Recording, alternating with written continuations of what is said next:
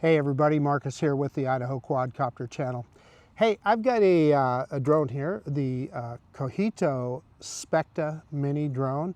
Now you guys have seen me fly this drone. It is the identical twin to the DJI Mini 4K.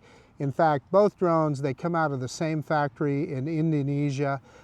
This one is a DJI product, this one is a Cogito product. Now, Cogito, I don't know how they figure into that, if they just contracted with DJI to build these drones that then they sold under their own brand name. I've got no idea. But I'm going to be a little bit controversial here. It's not often that I tell people, you know, not to buy a drone. And I guess I'm not exactly telling you not to buy this drone, but I'm going to tell you the original DJI Mini 4K is a better bet. Part of the problem with the Specta Mini, it flies great. It's got a very, the identical app to the DJI Fly app. Nothing wrong with the drone itself, but you can't get batteries for it. I don't think they've sold extra batteries, and I just bought the single battery version. So I have one battery, and by the way, it will not use DJI batteries. They look identical, but they got different software in them, so you can't use them. You've got to have the Cogito Specta battery, and they're just simply not available. And the other thing about it is often the drone is not available either.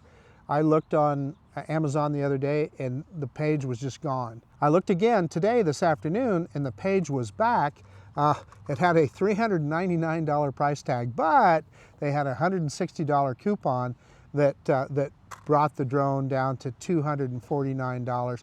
Well, that's a good buy. That's cheap, right? And I guess if all you need is one battery and you're a pretty casual drone flyer, maybe that's okay. However, the Mini 4K, which is, you know, the identical product, DJI advertises it at $299. Often it's on sale for $269. Parts and service are always available for this one.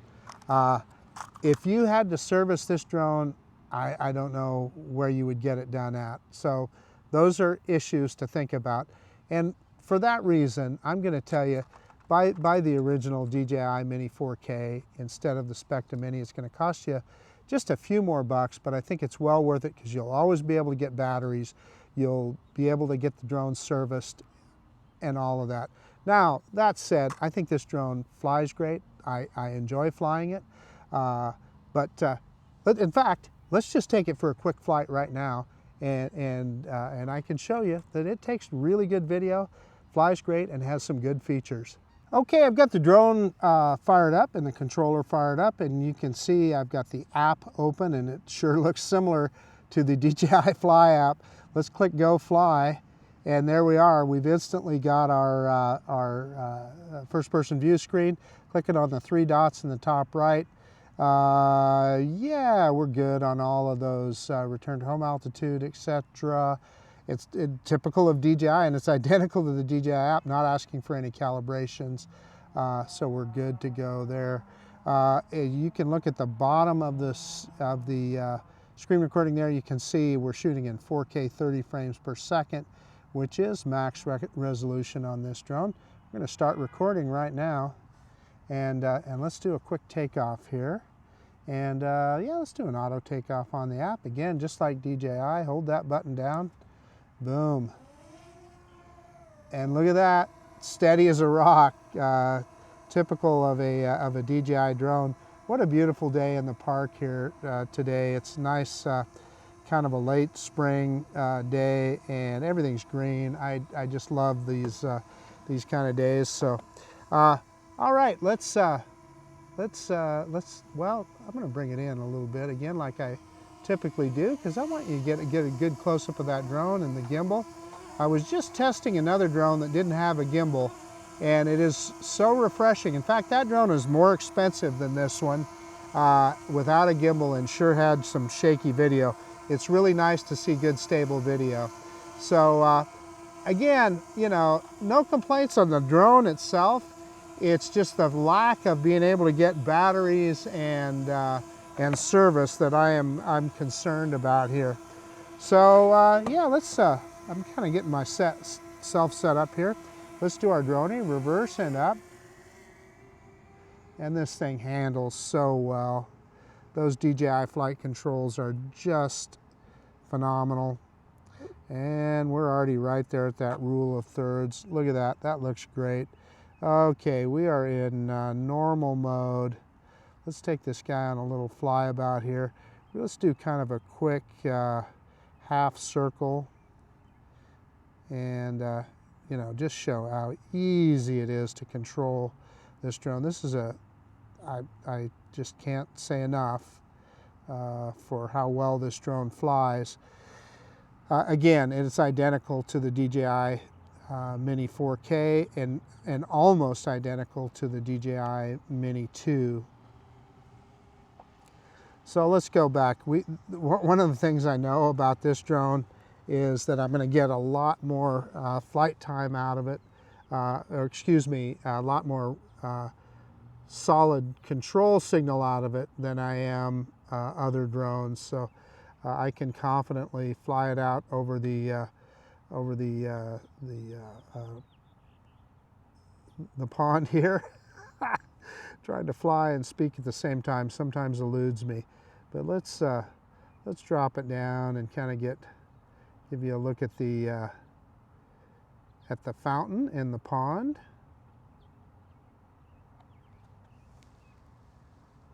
Okay, let's just see if we can do, I'm in normal mode, see if we can do kind of a manual orbit around the fountain, and we can. I'm moving in on it just a little bit. Yeah, and I got a little jerkiness on FPV there because, hey, we're less than 10 meters high, so that'll tell you how good the control signal is on a DJI drone. The fact that I can be that low and still be able to fly the drone like that. But let's grab some altitude. There's some stuff going on in the park here, so I'm going to be careful. I know over at the band shell I saw a bunch of activity there earlier. Let's see if we can kind of get around without going over the top of anybody here and kind of show you. It looked like they're getting a band set up, so there may be, they often do, this is right before Memorial Day weekend, well, in fact the Friday before, so I'm sure they're getting a band set up in there for some sort of a celebration. Yeah, you can see that going on down there. In fact, I'm going to hit the 2x zoom. Let's zoom in. Yeah, it gives you a little bit better look. And again, that's just cropping in on the sensor. But you know, really, essentially the same functionality that you have with the DJI Mini 4K. So it is a bargain version of the Mini 4K, there's no question about it. Let's throw it into sport mode and let's get it back to us here. And let's see how fast we can get this guy up to. We are up to over 15 meters per second. Top speed on this drone is supposed to be 16. Yeah, we're gonna hit it. No, we had 15.9. There's 16 very briefly. That is about 35, 36 miles an hour. Something like that, pretty darn close. And back we come. So you can see pretty good video quality, and the drone just flies quite nicely. And we've got the usual DJI quick shots with this drone. I'm not going to go over all of that because you guys have seen that before on the DJI drones and on this one. But I just kind of wanted to revisit this drone and just show you its capabilities. We're going to go back into normal mode. Drop some altitude as we come back. I'll tell you again, I was flying another drone that was sent to me for review, and the difference in flight controls is just stunning. This flies so much better. The flight controls, it's just so much easier to fly when you've got a good signal and good flight controls. I love this tree line right here. We'll get out over the farmer's field here. I keep thinking they're going to develop this field. This has just got to be prime real estate. And I don't know, I think they're just planting grass here to keep the ground fallow. I'm sure there's got to be something in the works for this corner because it's just too valuable. And this is all farmland, so I'm just going to kind of give you a look here. This, grab some altitude. This is the Boise, or excuse me, the Meridian Village, or the Village at Meridian. I can't remember what they call it, but it's a mall. It's an outdoor mall, right? And it's a pretty nice spot. When I first moved here, in fact, when I first moved to Idaho, I had a house built right over here, the other side, just the other side of Walmart, directly that direction. I had a house built over there, and so I remember this area, this particular area quite well. This was all a farmer's field, and the mall there, where that shopping mall is, was a turf farm. So they grew turf there, and they would harvest the turf every year. And this part of it over here, I don't remember this part being turf. I suspect it was grain or just hay. And then the Kleiner family owned this, and they donated it to the city, and thus we ended up with Kleiner Park. And, you know, I've told the story of the park and what we have here before, but in fact, I was just talking to some of the groundskeepers here at the park, and it's funny, they are aware of my channel and what I do. They say, well, yeah, you fly at Heroes Park a lot, don't you? I said, yeah, but you know, I fly here a lot too. So this is Kleiner Park. Let's, you know, we got plenty of battery. I'm going to get you a shot of this is kind of the main entrance. Yeah, so it doesn't have the sign there, does it? So let's get on the other side and see if we can get you a picture of the arch. So, you know, it says Kleiner Park on the arch. I don't know that I've ever shown you that before. So let's see. I think we can get over here without, kind of in the middle, without going over any cars or the street. Drop some altitude. Drop the camera down. Drop some altitude and get you a look at the sign here. Yeah, okay, that's probably good. There you see it. That's pretty clear there. Julius Kleiner Memorial Park. So that's kind of the main entrance. Let's get away from there in case a car comes in. Well, you know, there's a car coming right now, so our timing was perfect, wasn't it? So I also like this roundabout here. This roundabout is a lot of fun to see how it changes. They change the landscaping on it from time to time, and it's also a place that I get to do one of my favorite moves. So we're going to go straight over the top of the roundabout. Point the camera straight down. Let me see if I can get centered on it. Centered on the, moving sideways, trying to get exactly in the center. Yeah, that's going to be pretty close, if not close enough. So you've seen me do this a lot, but I like to do where the drone raises, goes into an orbit, and then we raise the camera as the drone is rising and spinning, I guess is what I should have said. I said orbit, I should have said spinning or yawing. And as you bring it around, look at that, we get a reveal on the park. I always think that's a dramatic, kind of cool way to get a reveal. And there we're up pretty high. Yeah, we're at 300 feet, so, or excuse me, yeah, so let's bring her down here, 309 meters, so. No, distance was 309 meters. At feet, God, that would be above max legal. So height-wise, what were we at there? We were at about 60 meters high, so something like that. Maybe 100 meters high. I'll have to go back and look. Well below max legal. Max legal is 120 meters high, and I've got that limited on the drone so that I cannot exceed that. Okay, let's bring this guy back home. In fact, let's just do a return to home and let's see how well the drone accomplishes that. So I'm going to hit return to home on the, let's just do it on the controller. Okay, hitting that button right now.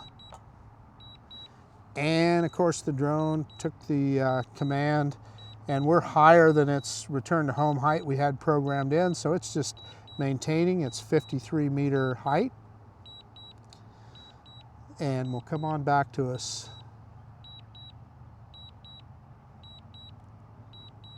We're just the other side of the sculpture and the labyrinth there. Lots of cool trails to walk in this park too. This is one of my favorite places to get a little exercise.